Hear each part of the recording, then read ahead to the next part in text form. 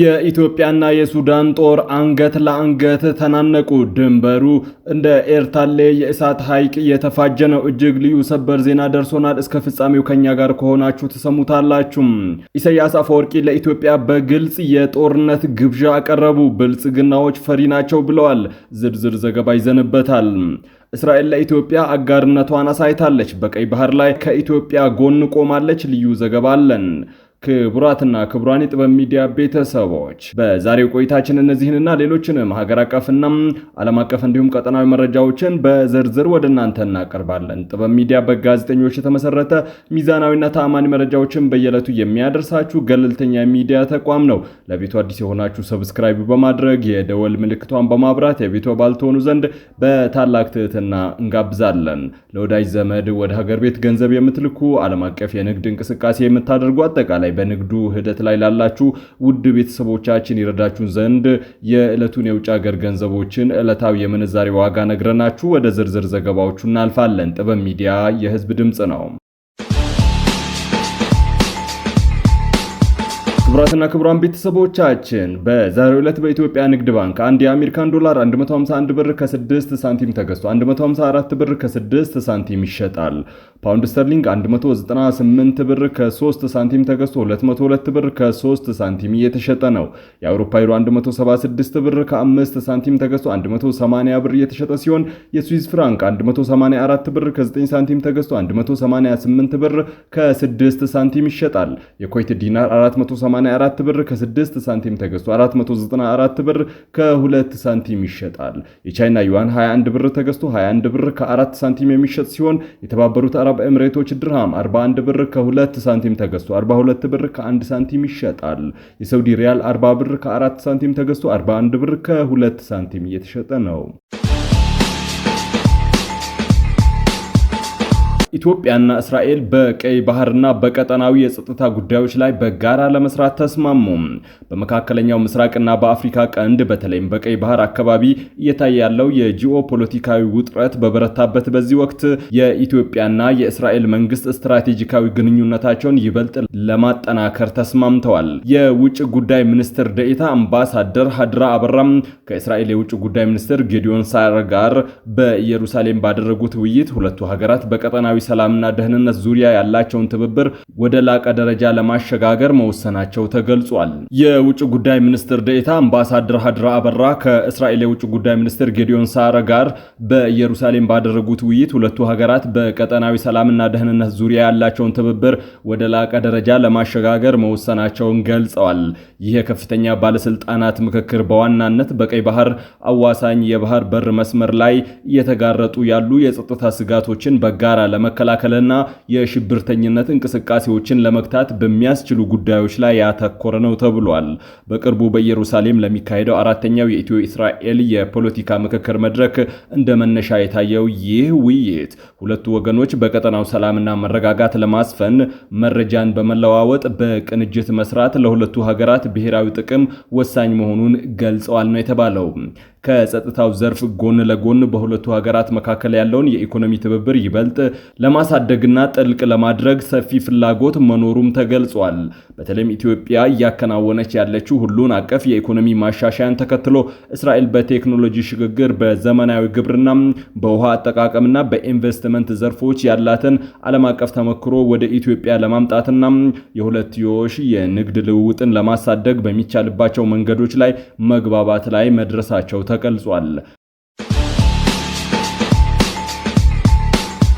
የዩናይትድ ኪንግደም የውጭ ጉዳይ ሚኒስቴር ያቬት ኮፐር በስልጣን ዘመናቸው የመጀመሪያ የሆነውን የአፍሪካ ጉብኝት ለማድረግ ዝግጅት እያጠናቀቁ መሆኑን አፍሪካን ኢንተለጀንስ ዘገበ። እንደ ድህረ ገጹ ዘገባ ሚኒስትሩ በዚህ ጉብኝታቸው በዋናነት ትኩረት የሚያደርጉት በምስራቅ አፍሪካና በአፍሪካ ቀንድ ሀገራት ላይ ነው። የጉብኝቱ ትኩረት የብሪታንያ ከፍተኛ ዲፕሎማት ወደ አህጉሪቱ የሚያደርጉት ይህ ጉዞ ለንደን ከአፍሪካ ሀገራት ጋር ያላትን የዲፕሎማሲ የዲፕሎማሲና የኢኮኖሚ ግንኙነት ለማደስና ለማጠናከር ያላትን ፍላጎት የሚያሳይ መሆኑ ተጠቁሟል። በተለይም በምስራቅ አፍሪካና ቀጠናው ላይ ያለውን የጸጥታ ሁኔታ፣ የንግድ ትስስርና የልማት ትብብር ጉዳዮች የጉብኝታቸው ዋና አጀንዳዎች እንደሚሆኑ ይጠበቃል ነው የተባለው። በአፍሪካ ቀንድ ያለው የጂኦፖለቲካ ውጥረትና የቀይ ባህር ደህንነት ጉዳይ ከግምት ውስጥ በማስገባት የውጭ ጉዳይ ሚኒስትሩ ከቀጠናው መሪዎች ጋር ወሳኝ ምክክሮችን እንደሚያደርጉ ይገመታል። ይህ ጉብኝት የብሪታንያ መንግስት ለአፍሪካ የሰጠውን ትኩረት የሚያመላክት ሲሆን የጉዞ ዝርዝር ፕሮግራምና የሚጎበኛቸው ሀገራት በቅርቡ ይፋ ይደረጋሉ ተብሎ ይጠበቃል። በደቡብ አፍሪካ አንድ ኢትዮጵያዊ መኖሪያ ቤት ላይ ከባድ መሳሪያዎች ተገኙ። የደቡብ አፍሪካ ፖሊስ ሰርቪስ ባወጣው መግለጫ እንደገለጸው እነዚህ የጦር መሳሪያዎች የተገኙት ዕድሜው 33 ዓመት በሆነ ኢትዮጵያዊ እጅ ላይ ነው። ይህ ኢትዮጵያዊ በጆሃንስበርግ ውስጥ ማልቨርን የተሰኘ ሰፈር የሚኖር መሆኑን የጠቀሰው የፖሊስ ገለጻ የተገኙት የጦር መሳሪያዎች አርፒጂ 7 ሮኬት ላውንቸር፣ ፒኤፍ 89 ዲስፔስ ላውንቸር፣ በርካታ ጸረ ታንክ ፈንጂዎችና ፍሪግማሽን ፕሮጀክታይልስ ማለትም በመኪናዎችና ህንፃዎች ላይ የሚጠመዱ ቦምቦች ናቸው። ተጠርጣሪው አሁን በቁጥጥር ስር የዋለ ሲሆን በሚቀጥሉት ቀናት ፍርድ ቤት እንደሚቀርብ ኤንዲፒ የተሰኘው የደቡብ አፍሪካ ጋዜጣ ዘግቧል። በምስራቅ አፍሪካ ቀንድ አሳሳቢ የሆነው የሱዳን የእርስ በርስ ጦርነት አቅጣጫውን በመቀየር ወደ ኢትዮጵያ ድንበር እየቀረበ መምጣቱ እየተዘገበ ነው። ባለፉት ጥቂት ቀናት ውስጥ ጀነራል አብዱልፈታህ አልቡርሃን የሚመሩት የሱዳን መደበኛ ጦር በኢትዮጵያ ድንበር አቅራቢያ መጠነ ሰፊ የጦርነት ዝግጅት እያደረገ መሆኑንና ከፍተኛ ቁጥር ያለው ሰራዊት ወደ ስፍራው እያስጠጋ መሆኑን የሱዳን መገናኛ ብዙሃን በስፋት ዘግበዋል። ይህ ወታደራዊ እንቅስቃሴ በሱዳን ጦርና በኢትዮጵያ መካከል ያለውን ግንኙነት ወደ ከፋ ደረጃ እያሻገረው ሲሆን የሱዳን ጦር አመራሮች ኢትዮጵያን በቀጥታ መወንጀል ከጀመሩ ሰንብተዋል። እንደ ሱዳን ጦር ክስ ከሆነ ኢትዮጵያ በጀነራል መሐመድ ሐምዳን ዳጋሎ ሐሚቲ የሚመራውን የፈጣን ድጋፍ ሰጪ ኃይል አርኤስኤፍ በግልጽ እየረዳች ነው። ክሱ የፈጥኖ ድራሽ ኃይሉ በኢትዮጵያ ግዛት ውስጥ የጦር ሰፈር እስከ መገንባት ደርሷል የሚል ጠንካራ ይዘት አለው። ይህ በሁለቱ ሀገራት መካከል የተፈጠረው አለመግባባት በቃላት ጦርነት ብቻ ላይ የተወሰነ አይደለም። የሱዳን ጦር በድንበር አካባቢ ጥቃት ለመፈጸም ማቀዱ መዘገቡ ስጋቱን ወደ ጦርነት አፋፍ አድርሶታል። የሱዳን ጦር ኢትዮጵያን የጦር መሳሪያ መተላለፊያ ኮሪደር ናት ሲል ይከሳል። በዚህ ክስ ውስጥ የተባበሩት አረብ ኤምሬቶች ስምም አብሮ የተነሳ ሲሆን ኤምሬቶች ለፈጥኖ ደራሽ ኃይሉ የምታቀርበው ወታደራዊ ድጋፍ በኢትዮጵያ በኩል ያልፋል የሚለው የሱዳን ጦር አቋም ነው። በካርቱም እና በአዲስ አበባ መካከል ያለውን የዲፕሎማሲ ግንኙነት እንዲሻክርም አድርጎታል። ይህ ሁኔታ ለወራት በሱዳን ውስጥ ተወስኖ የነበረውን አውዳሚ ጦርነት ወደ ጎረቤት ሀገር ኢትዮጵያ የመስፋፋት እድሉ ከፍተኛ መሆኑን የፖለቲካ ተንታኞች እያስጠነቀቁ ይገኛሉ። በዚህ እጅግ አስቸጋሪ ወቅት የኢትዮጵያ የውጭ ጉዳይ ሚኒስትር ከተባበሩት አረብ ኤሚሬቶች የውጭ ጉዳይ ሚኒስቴር በመሆን በጋራ መግለጫ ሰጥተዋል። በሱዳን ውስጥ እየተካሄደ ያለው ግጭት በአስቸኳይ እንዲቆምና በንጹሃን ሲቪሎች ላይ የሚፈጸሙ ግድያዎች እንዲያበቁ ጥሪ አቅርበዋል። መግለጫው አክሎም ለተጎጂዎች የሰብአዊ እርዳታ ለማድረስ የሚያስችል የተኩስ አቁም ስምምነት ላይ እንዲደረስና ለዘላቂ ችግር ዘላቂ ፖለቲካዊ መፍትሄ ለመፈለግ ሁለቱም ተፋላሚ ኃይሎች ቁርጠኛነታቸውን እንዲያሳዩ አሳስበዋል። ሆኖም ይህ የሰላም ጥሪ በሱዳን በኩል ተቀባይነት ከማግኘት ይልቅ ኢትዮጵያና የተባበሩት አረብ ኤሚሬቶች የፈጥኖ ድራሽ ኃይሉን ለመደገፍ በዲፕሎማሲያዊ ሽፋን እየሰሩ ነው የሚል አዲስ ቅሬታ አስነስቷል። በተለይም በድንበር አካባቢ ያለው ወታደራዊ እንቅስቃሴ ከቀድሞ የአልፋሻቅ ይዞታ ውዝግብ ጋር ተደምሮም ቀጠናው ወደማይመለስ ቀውስ ውስጥ ሊከተው ይችላልም ተብሎ ይፈራል። የሱዳን ጦር በቅርቡ በድንበር አካባቢ ጥቃት ለመፈጸም ማቀዱ ጦሩን እያስጠጋ መሆኑ ኢትዮጵያ በበኩሏ የድንበሯን ደህንነት ለማስጠበቅ ተመሳሳይ እርምጃ እንድትወስድ ሊያስገድዳት ይችላል። ይህ ደግሞ ቀድሞውንም በውስጥ ጦርነት እየደቀቀች ያለችዋን ሱዳን የራሷ የውስጥ ተግዳሮቶች ያሉባት ኢትዮጵያም ወደ ቀጥተኛ ፍጥጫ ሊያመራት ይችላል ነው የተባለው። በአሁኑ ሰዓት ዓለም አቀፉ ማህበረሰብ ትኩረቱ በጋራ መግለጫ ላይ የቀረቡትን ነጥቦች ተግባራዊ እንዲሆኑና የሱዳን ጦር ወደ ኢትዮጵያ ድንበር የሚያደርገውን ግስጋሴ በንግግር እንዲያቆም ግፊት ማድረግ ላይ ይሆናል። ሆኖም በካርቱም በኩል ያለው የጥርጣሬ መንፈስና በድንበር ላይ ያለው የጦር መሳሪያዎች ክምችት የሰላሙን ተስፋ አሁንም በከፍተኛ ስጋት ውስጥ ጥለውታል።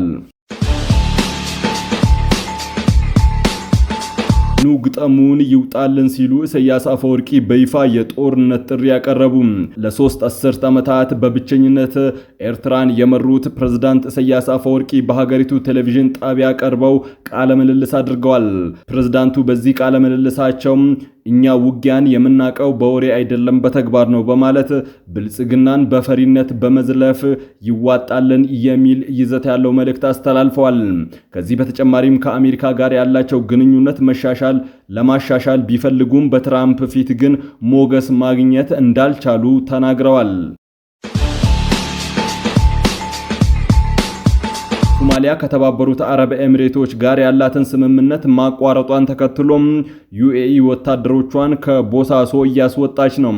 በቀይ ባህር ላይ በሳውዲ አረቢያና በተባበሩት አረብ ኤሚሬቶች መካከል ያለው ፉክክር እየተባባሰ መምጣቱን ተከትሎ ኤሚሬትስ ወታደራዊ መሳሪያዎቿንና ሰራተኞቿን ከሶማሊያ የጦር ሰፈሮች እያስወጣች ነው። በሶማሊያ ፑንትላንድ በሚገኘው የቦሳሶ ወደብ ከተማ ግዙፍ አውሮፕላኖች ማኮብኮቢያውን ሲረግጡ የሚፈጥሩት እንደ ነጎድጓድ ያለ ከፍተኛ ድምጽ ቀን ከሌሊት ያስተጋባል ሲል ሚድል ኢስት በዘገባው አመላክቷል።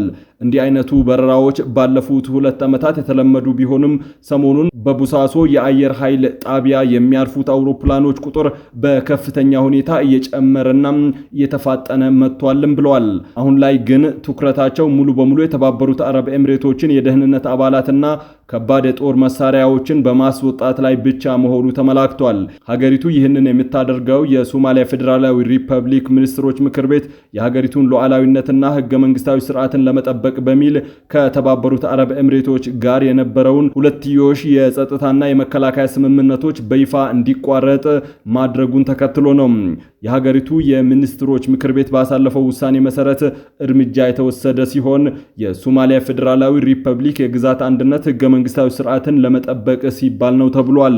የምክር ቤቱ ውሳኔ ከዚህ ቀደም ከተባበሩት አረብ ኤሚሬቶች ጋር የተደረጉ ማናቸውም የጸጥታና የመከላከያ ስምምነቶች ከዚህ በኋላ ዋጋ የሌላቸውና የተሻሩ መሆናቸውን ይገልጻል።